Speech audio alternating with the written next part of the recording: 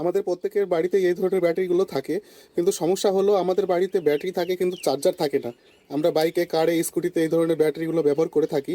Battery charge শেষ হয়ে গেলে আমরা কি করি, দোকানে নিয়ে যাই চার্জ দেওয়ার জন্য।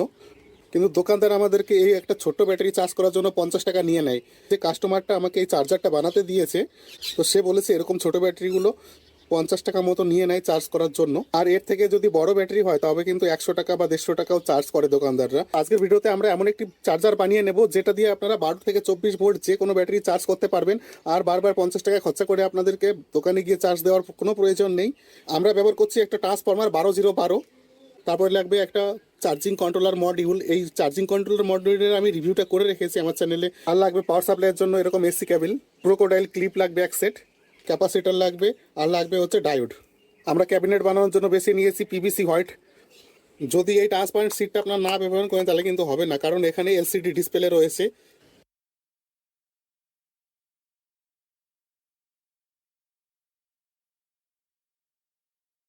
এখানে থাকবে কন্ট্রোলারটা, আর ঠিক এর সামনে একটা ট্রান্সপারেন্ট সিট থাকবে। তাহলে কি হবে, আমরা ডিসপ্লেটা দেখতে পাবো। তাহলে আমরা যে জায়গাটা চিহ্নিত করেছি 90 সেন্টিমিটার বাই 100 সেন্টিমিটার, এর মধ্যে সবকিছু আমার কমপ্লিটলি এঁটে যাবে। তাহলে এটা কেটে নেব। আমরা পিভিসি বোর্ডটাকে কেটে নিয়েছি। কেটে নেওয়ার পরে এই টুকরোটা করে নিয়েছি এরকম। নিচের বেস, দুই সাইডের প্যানেল, আর এখানকার প্যানেল আর এখানকার প্যানেল। আর যেটা একদম ফ্রন্টে দেবো সেটা হচ্ছে এই ট্রান্সপারেন্টটা ইউজ করবো। এটা এখনো কাটিনি, আর উপরে ছাদটা কাটিনি।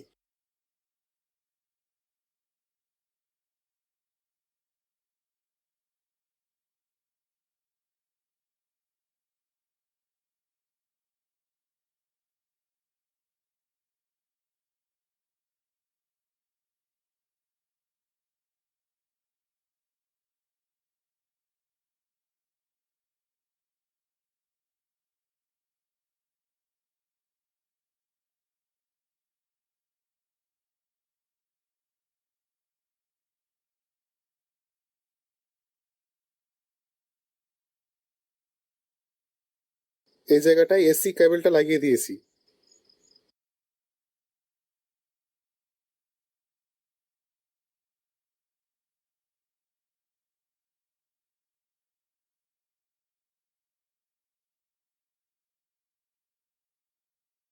চার্জার বানানোর কাজটা এই পর্যন্ত কমপ্লিট হয়েছে।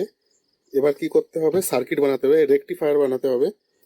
ক্যাপাসিটর লাগবে। ক্যাপাসিটর নিয়েছি 47 35 ভোল্ট। আর দুটো ডায়োড নিয়েছি। 3 অ্যাম্পিয়ার ডায়োড নিলে হয়ে যেত 5805। আমি 6 অ্যাম্পিয়ার নিয়েছি কারণ আমার কাছে 3 অ্যাম্পিয়ার নেই।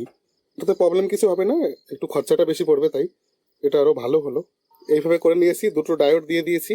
এখানে ক্যাপাসিটর টার্মিনালটা দিয়েছি, এখানে সোল্ডারিং করতে হবে।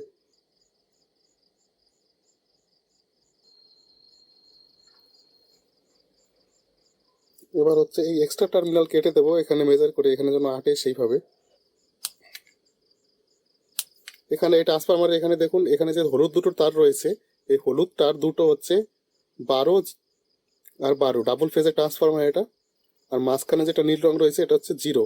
তার মানে 12 0 12, দুই পাশে দুটো ভোল্ট পাবেন আপনি 12, তার রেসপেক্টে 0 রেসপেক্টে। ঠিক আছে, মানে নিউট্রালের রেসপেক্টে। এটা সেন্ট্রাল টাইপ ট্রান্সফরমার।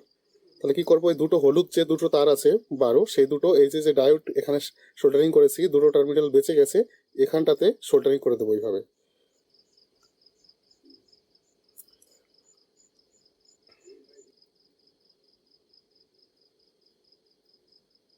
এবার যে জিরো টার্মিনালটা বেঁচে গেল, এই জিরো টার্মিনালটা ক্যাপাসিটরের নেগেটিভ টার্মিনালে জুড়ে দেবো।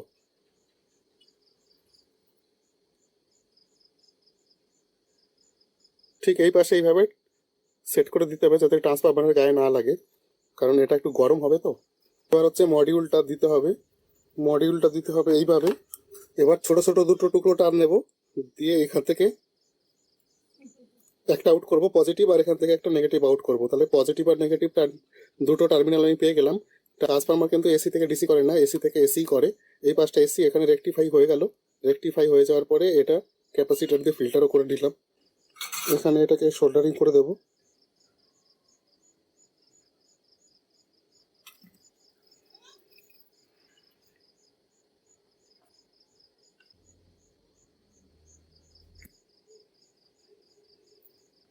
দেখুন নেগেটিভ পজিটিভ আমরা বের করে নিলাম। এবার কি করব, এই জায়গাটায় স্ক্রুড্রাইভার দিয়ে দুটো ফুটো করব। একদম ছোট্ট জায়গা থাকবে, এখান থেকে একটা কেবল বের করবো, এখান থেকে একটা, এখানে পেন্সিল দিয়ে মার্ক করে নিই। এটা হয়ে যাবে প্লাস। ক্যাপাসিটরের দুটো টার্মিনাল, মাইনাসটা মাইনাস প্লাসটা প্লাস, এখানে প্লাসটা উপরটা দিয়ে বের করতে হবে। মাইনাস টার্মিনাল নিচেরটা এখানে কানেকশন করে দিচ্ছি নিচে। এটা ট্রান্সফরমার থেকে যেটা নেগেটিভ পজিটিভ বেরিয়েছে সেটা ইনে দেবো, কিন্তু ব্যাটে না। ভুল করে ব্যাটে দেবেন না। ব্যাটে হচ্ছে ব্যাটারি থেকে কানেকশনটা আসবে, এখান থেকে ব্যাটারিতে কানেকশন যাবে। এটা ইন, এটা আউট।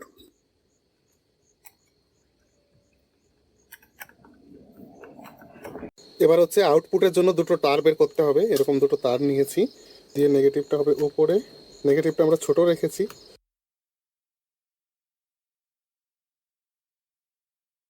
এটা নেগেটিভ লাগিয়ে দিলাম।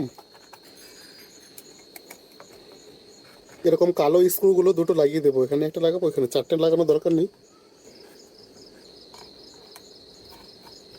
আরেকটা কাজ থাকলো কি, এখানে ক্রোকোডাইল লাগাতে হবে।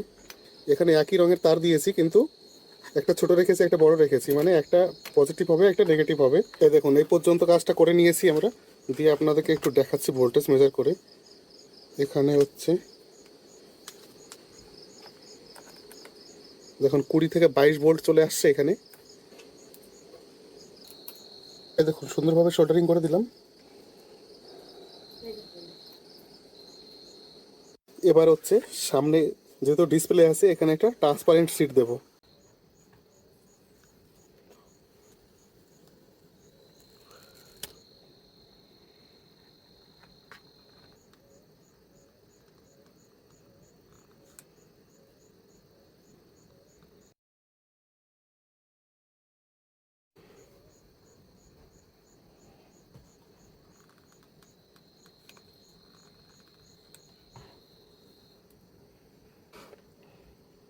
ব্যাটারির ভোল্টেজ আছে 12.8, এখানে অ্যাডজাস্ট করতে হবে।